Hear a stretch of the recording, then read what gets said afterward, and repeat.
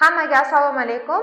Bugun sizlar uchun uzoq kutilgan mavzu imperativ, ya'ni fe'lning buyruq mayli. Fe'lning imperativ shaklini yasaydigan 5 ta qo'shimcha bor. Hozir har birini qachon ishlatilishini qisqacha tushuntirib beraman. I, T qo'shimchalari. Senlaganimizda I qo'shimchasi qo'yiladi, sizlasak IT qo'shimchasi qo'yiladi. Qachonki birinchi shaxsda o'zimizni nomimizdan gapirganimizda ya va fe'lni hozirgi zamonga qo'ysak, shunda fe'l undosh bilan tugasada u yoki yu qo'shimchasini olsa va u yoki yu qo'shimchasi urg'u ostida bo'lganida unda unga I hamda it qo'shimchasi qo'yiladi.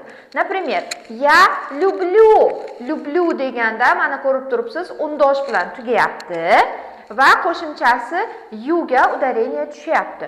Demak, biz mana bu lyub qismini olamizda unga I yoki it qo'shimchalarini qo'yamiz. Люби, sev, yaxshi ko'r, любите, seving, yaxshi ko'ring degani bo'ladi.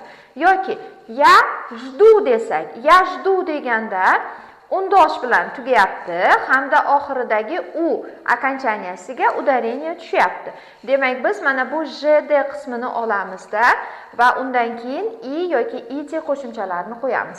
Jdi degani kut, jdite degani kuting. Agar ya plus hozirgi zamon fe'lidan keyingi u yoki yu qo'shimchasi urg'u ostida bo'lmasa, unda мягкий знак T qo'shimchasi qo'shiladi. Например, я готовлю, men tayyorlayapman. Я готовлю deganda yuga udareniya tushmayapti, udareniya oga tushyapti. Hamda bu fe'l ham undosh bilan tugayapti. Demak, готов qismini olamizda unga мягкий знак yoki T'ni qo'shamiz. Shunda готовь tayyorla, готовьте tayyorlang degani bo'ladi.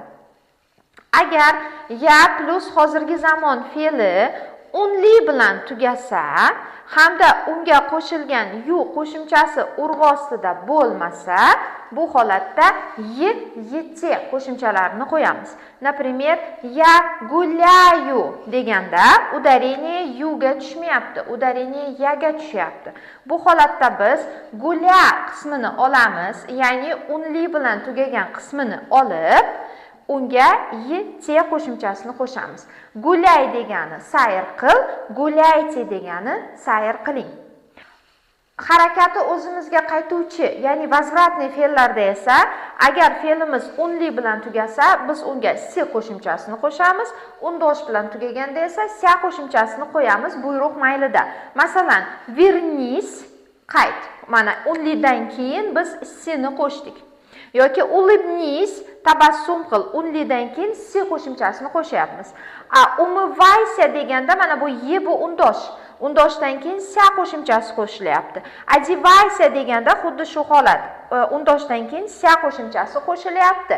Lekin diqqat qiling, bu faqat sensirab aytganimizda shunaqa bo'ladi.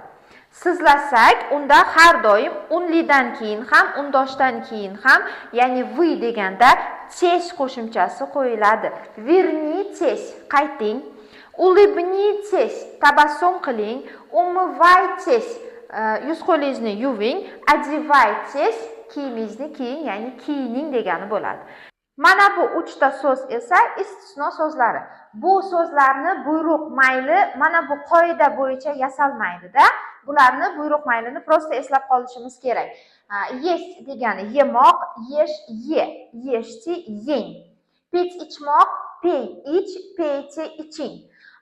Давать, bermoq, davay, ber, davayte, bering degan. Keyingi darsimizda sizlarga bu mavzuni ikkinchi qismini tushuntirib beraman.